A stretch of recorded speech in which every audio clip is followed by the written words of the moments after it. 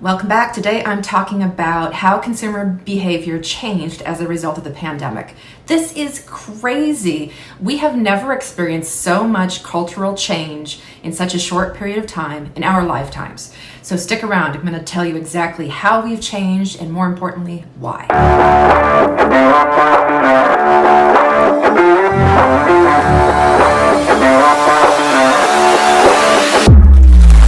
So in this video, I am going to be sharing with you my metaphor about Times Square and why that's important to how you need to adjust your marketing today because consumers have changed. And I'm also going to be sharing with you the top 3 ways that they've changed and what you can do about it now that you understand. So let's dive right in. Starting with my Times Square metaphor. If you've ever been to Times Square, you know it is absolute chaos. There are people everywhere. There are lights and sounds and cars and people doing busker type things, performances, and lots of shops and restaurants and noise and these billboards that are humongous. So I want to focus on the people that are at ground level. Picture those people that are milling about in Times Square as your prospects for your business. So they are doing their thing. They are overwhelmed with input from all different forms of media, from all their senses, sensory overload. Meanwhile, every single one of us that is in business or in marketing, we are but a pixel, a little pixel on one of those gigantic billboards, on one of those gigantic buildings in Times Square, screaming down to the little teeny people below. Notice us, buy our stuff, buy our stuff. That, my friend, is how marketing is failing today, because if we are shouting and repeating our messages over and over again and just trying to be louder and be more places and do more of the same thing, it's not working the way that it used to before the pandemic because we have all changed. So that's my Times Square metaphor. The people on the ground level are really just ignoring you. There is hardly any way. Companies have spent billions of dollars and decades of time trying to be the loudest ones, the most repetitive ones, to build their brand for those people on ground level. Unless you have billions of dollars and decades of time, we need to figure out what's working today for even the smallest business to be able to compete with the big guys based on understanding how our prospects have changed. So diving into why we've changed, and this will correlate, so be sure and stick around throughout all of these so you know what you can do about it, which is the most important thing, right? It's not just about knowing why we changed. But when we all went through this collective trauma, as the pandemic was, it changed who we are as human beings. There's never been a time in our lifetime where we have the entire world has gone through the same trauma at the same time. And we all, to some degree, were faced with our own mortality. Like it was scary, and it really caused a lot of us to reevaluate our priorities. So this massive culture shift took place in a really short period of time, and I like to compare it to an earthquake. Tectonic plates under the ground, there was so much pressure from all these different things in such a short period of time that it could not help but erupt into an earthquake of change in how we think, what we value, what's important to us, how we behave, what we notice, all of these things. So just some of those things that came about from this massive collective trauma that we went through as part of this culture shift were that we live and work differently than we did before the pandemic. Hybrid working, working from home or working from the office, it was never such a big hot topic of conversation among managers, company owners, among workers. Workers started standing up for themselves like never before, saying, I'm not coming back to the office. And the power was in the workers' hands because of staff shortages.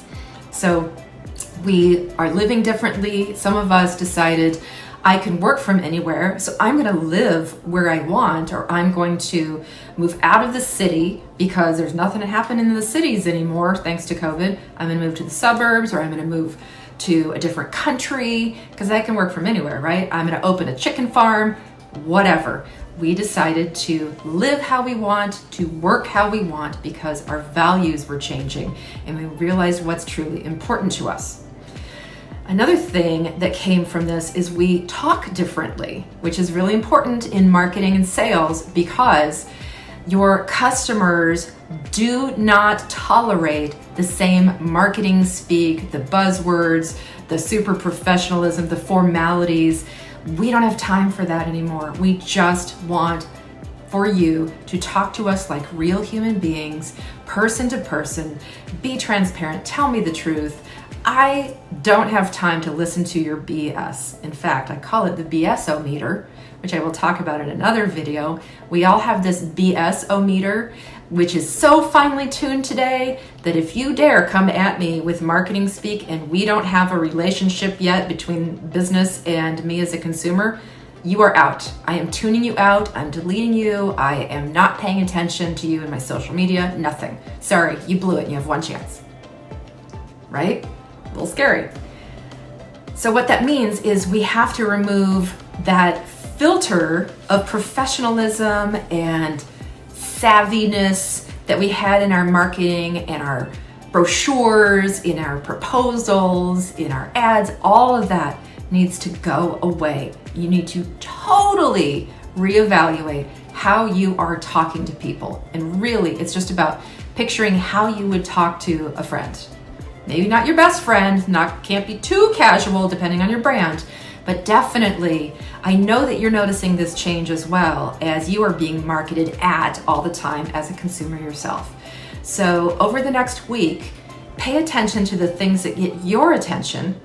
And I bet there are things that are just talking authentically, being transparent, having a conversation, real people, not models, not stock photos, just we don't have time and we have a BS-o-meter. So cut to the chase, please. And the other thing is this all, I touched on it briefly, this caused a massive priority shift. So as we all were faced with our own mortality, we decided to focus on what really mattered. And so in your marketing and sales, getting to what matters most to that prospect is important, and to do it quickly and in a friendly conversational tone. We don't care anymore about your features and your benefits and your accolades and your awards as a company and your longevity, blah, blah, blah. We don't care about that until we start to care about you as a collective of human beings that are out to make a difference in my life, in my world, in your community. All of these things are way more important today to even get us to notice you, let alone start to build trust. So what does all this mean for how you need to shift how you are marketing and selling? Well, I've talked a little bit about it so far, but I'm going to dive down now into exactly what you can do. So there are 3 huge challenges that we all face when we're trying to reach consumers, and that is whether they're B2B, business to business, or whether you're marketing to consumers themselves. At the end of the day, you are marketing to a human being who's been through a lot, just like you have, who has changed dramatically. So we need to actually approach these two, business to business and business to consumer, way more similarly than ever before. And a couple of ways to do that. Well, let me talk about the 3 challenges. Standing out to these people that are so prone to ignoring you, just like you are of marketing yourself. We need to build trust, because there's a trust crisis in the world right now because of what we've all been through, not just the pandemic. And we need to be more memorable so that when they are ready to buy, they think of us. And it's not about screaming your message on repeat and doing those same things we used to do back a decade ago, 20 years ago, 30 years ago, where it was just repetition. Just need to get that slogan, that logo into their heads. No. It is a collection of stories. That is the number one thing that's working right now. Stories help you stand out more than anything else that you can be doing. Stories help you build trust at a time when trust is at a premium, and stories help you become more memorable. So I was not ever a storytelling expert before COVID, but I recognize the importance of it as the number one tool right now. It is no longer a soft skill.